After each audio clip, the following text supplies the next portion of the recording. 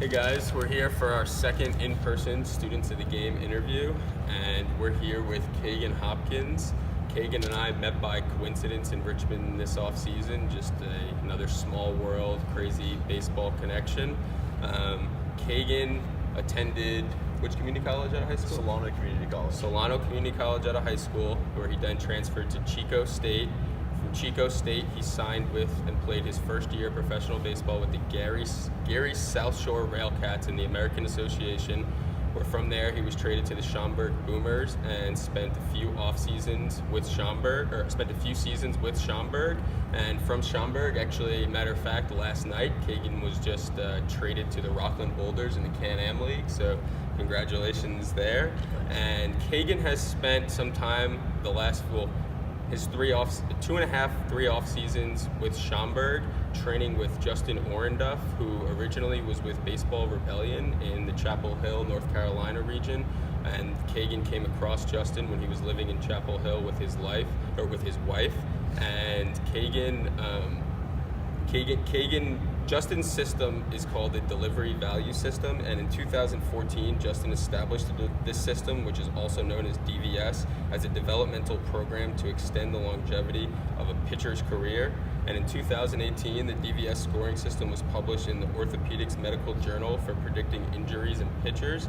And the range of this scoring method is from 0 to 24, and the higher your score, the lower your risk of injury. So Kagen, if you could tell us just a little bit about your score, when you first heard this score, how you felt, and kind of what this meant for you as your first step into working with the guys at Baseball Rebellion and Justin Orenduff. When I first showed up, my score was an 11, which is pretty bad. It is now about 20 or 21, and to me that just means I can throw a longer period of time or more innings without putting too much stress on my arm where I'm going to get injured. And you think this has worked for you, I'm assuming, because we're here 4 years later of pro ball and everything is still going well. Kagen actually set the single game strikeout record for Schaumburg last year with 12, so congratulations again, and I think some of it has definitely worked for him.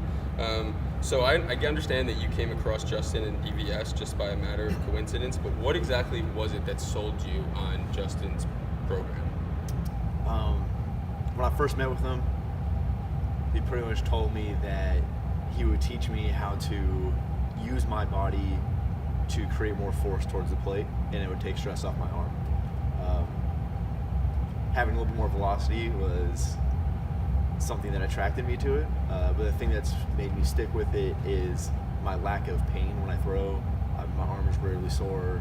I don't have any elbow pain or anything like that, and that's what made me stick with it for all these years. Okay, so now this is all post-grad college time. Have you noticed a velocity increase in that time since you started working with Justin?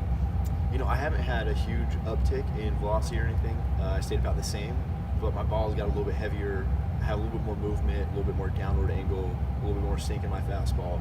So there's definitely some positives that have come from it. A lot of guys have told me that it feels a lot harder than it actually is, so I take that as a plus. I can tell you that firsthand. He throws a very heavy fastball from catching him, so I definitely agree with that. Now, have you noticed one thing that we as pitchers want is we hear a lot that you want to have as repeatable of a motion as possible. So I believe myself that there's a few checkpoints in the pitching motion that everyone should get to, and to me that kind of resonates as the whole repeatability aspect, making sure that you're getting to those same checkpoints every single time. Have you felt that your mechanics are more easily repeatable now? Like, do you ever think about this on the mound? Does it just come easy to you and more comfortable after all these years? It is for sure getting more comfortable, but I'd always been a pitcher that could repeat my motion pretty consistently. So once I made the adjustment and started changing my mechanics for the DVS score and all that with the program, my arm just felt better. And so I still got that repeatability, still got the consistency with it, where I can do it for a long period of time and not really feel too tired or not really get injured, don't really feel any pain. But yeah, no, the repeatability is still definitely there. Okay. Now, along with the whole DVS system, I know they provide you with, you can correspond back and forth through some kind of app where you send videos, you can correspond with your coach. Now, can you just speak really quickly to the other guy who you worked with at Baseball Rebellion, Will? I know you said he helped develop the some of the training protocol and all that for you. So what was his connection? I know Justin's more of the pitching coach. What was Will's connection with the whole DVS system? When I met Will, he was the physical therapist at Baseball Rebellion. Did a lot of the band work in the band program. And what he really taught me was he taught me the proper posture with doing band work and how important it was. Really helped strengthen my arm and my shoulder and back muscles to where they're at now. Also helped me with showing me posture for like a weight program and lifting and how to do it correctly with minimizing the injury aspect of it. So what I thought was really interesting about the DVS scoring component are the 6 parts that they check in order to generate your score. These are mass and momentum, arm swing, posture, position at foot strike, path of arm acceleration, and your finish. So can you tell me or go into a little bit more insight on these 6 positions, or maybe one or a few that really resonate with you? Yeah, absolutely. When I first started, posture was really bad for me. So that was the first thing I tackled, and it took the longest. But then once I got that, what I work on now is the ankle, knee, hip drive that I showed you earlier. And so I work on that and getting your hips leading your body, so getting out in front. And then my arm swing. Those are probably the 2 that I struggle with, or when I get tired, those are the first things that go. So those are the things that I work on the most now. Okay, great. So now, what really generated the ideas in my mind of crap, like we need to sit down with Kagen and learn a little bit more about this, and maybe if we get the chance, interview Justin and learn a little bit more about this system. But I thought it was really cool how from day one throwing with Kagen, I was very intrigued by his leg kick. It's a very unique motion. It almost reminds me of some old school greats that we've seen. And sure enough, when I asked Kagen about this, the way, that he started explaining this was he went to a pitching coach who taught kind of along the same way of guys like Sandy Koufax, Bob Gibson, Warren Spahn, and realized, they've thrown hundreds and hundreds of innings every single year of their career, always have been healthy and maintained velocity. How did they stay healthy, and how did they keep this velocity? So could you kind of connect the dots on those for me, and how exactly Justin teaches this? Yeah, for sure. When I met with Justin, that's how he kind of proposed this idea to me of these kind of old school throwing mechanics, and how back then they used all of their bodies a lot better than how we use our bodies now. Obviously velocity is huge now, but so are arm injuries. And his thing was, how can we get close to the velocity but have the risk of injury go down? So he started looking at videos, and he started showing me videos of Warren Spahn and Sandy Koufax, which I know he got injured, but that's for something different. But he started showing me these videos and how they would throw thousands of innings, and how they would use their body, how their arm swing was kind of long, but how they would get these bigger muscles into each and every throw, and how it was repeatable. They did it over and over again for thousands of innings, and their arm didn't wear and tear like our arms do now. Mm-hmm. So that was something that really jumped out at me.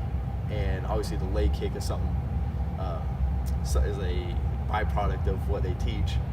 It's not necessarily they try to get you there, they really just want you to relax your front hip, so your front leg doesn't get you out front of yourself. So it allows your back hip to really drive you towards the plate instead of, leaning or tilting or whatever, or coasting into the throw.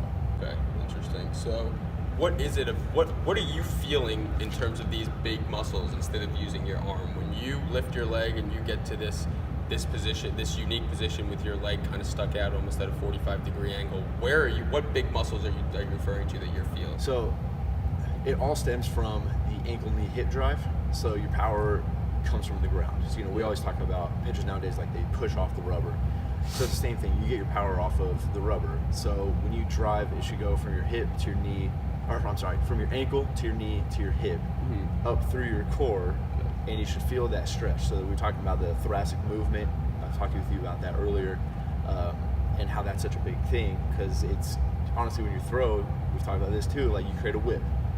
Your whole throwing motion, you're trying to whip your arm and gain velocity that way. Well, it comes through your ankle, your knee, your hip, up through your core, through your shoulder, and then ultimately through your hand and the ball.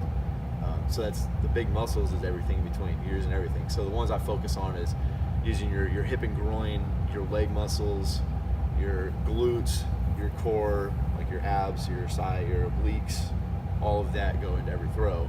And you're using all of these big muscles that we have instead of just your shoulder or elbow or trying to create that separation. It's everything. Okay, great. So what about the delivery value system has been the most instrumental in your development as a pitcher? So another thing you could also touch on in this are the strengths and weaknesses with regards to your score that you noticed. So like, what were your strong points from the score, what were your weak points, and what has happened moving forward to help you develop?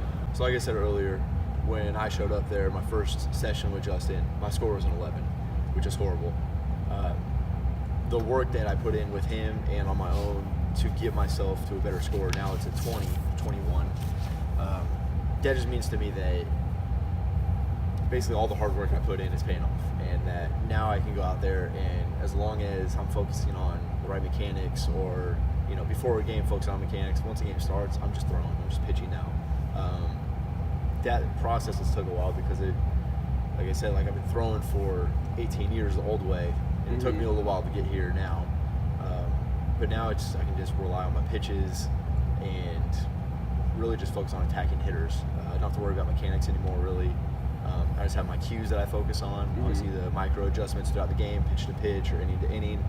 But besides that, I'm just throwing now. Now, what are your cues? Because that's something that's so important for me as a pitcher and every aspect of baseball, I think.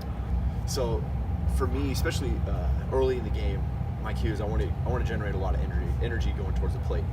So, like I said, when I was warming up before the game, I'm focusing on my ankle, knee, hip drive. I'm focusing on relaxing my arm, relaxing my front leg, and letting my hips do the work, and trying to create that whipping motion with my body. Then as the game progresses, what's working, what's not working, I have other cues of like leading with the hips, make sure my posture, like my shoulders are back, or like you were touched on, keeping your head over your back leg. So there's certain things like that. I can feel myself getting out front, make that micro adjustment. I will say an important aspect is later in the game, Justin always had a quote that I know you want to go over. You want me to read it? Yeah, go ahead. What's the quote? So I want my pitchers to tire out. I want them to become physically exhausted from using their entire body to throw the ball pitch after pitch. If that happens at pitch 50 or pitch 100, I'm happy, as long as they created good energy throughout their pitching delivery each throw. Now, Justin, during his training sessions, apparently this is one thing that he'll ask his pitchers. Imagine it's a 2-2 count. The opposing team's best hitter is at the plate. He continues to foul off pitch after pitch. It's time to put a bit extra on your fastball and blow it by him. What would you do? So when he first asked me this was only about maybe 3 weeks, 4 weeks into actually training with him. And immediately I started flexing my arm. I started to get really tense and, trying to muscle my way into getting that little extra. And it turns out that my velocity went down 2 miles an hour in that session. And so he talked to me about that. And now what he wanted you to focus on, and what has been my progression to this point, is when you get tired, be relaxed. Making sure you're taking a deep breath and you're relaxing. You're relaxing your arm, you're relaxing your legs, and you're driving through your hip. So now, when I start to get tired, like everyone else does at some point in their start or their outing, they'll get that exhaustion point, take a deep breath, and I make sure, all right, my cue is I'm going to drive through my back hip and then relax everything else. Because with a whip, you need things to be relaxed. If everything's tense, you can't actually whip anything. Like your arm's not going to whip through the zone. But if you're relaxed, then that is going to still provide you the velocity even though you're exhausted, because you're using these big muscles. Like if your shoulder's exhausted and all you do is use your shoulder and elbow to throw, that's 50% of the equation. You're going to throw a lot slower. So that's something that whenever I get exhausted, that's the one thing I think about is that question. All right, what do you need to do right now to get through this inning, to get through this batter, to get through this next pitch? And it's relax. Relax and use those big muscles to make sure this next pitch comes in 100 miles an hour from my legs and the ground up. But that concludes our session. It was great to hear from Kagen on his perspective of his time with Justin Orndorff at Baseball Rebellion, and more in depth through the delivery value system and what he learned from his score, and how this has helped him develop as a player throughout professional baseball throughout the last few years. And just want to say thank you, Kagen, and it was nice talking to you, and looking forward to hearing more. Thanks for having me on. So this is a drill that I learned at Baseball Rebellion when I was over there working with Justin. Basically what I'm trying to feel is I'm trying to feel my drive towards the plate, and the first thing that should be going towards the plate is ankle, knee, then hip. So I'm relaxing my front leg and I'm driving into the wall. Just like that. So it should be about 2 feet away and just drive. So this is a drill that I learned with Justin when I was working with him at Baseball Rebellion. It's called a hip set walk. And what I'm trying to feel is a fast transfer in my hips while keeping my shoulders neutral. So it should look something like this.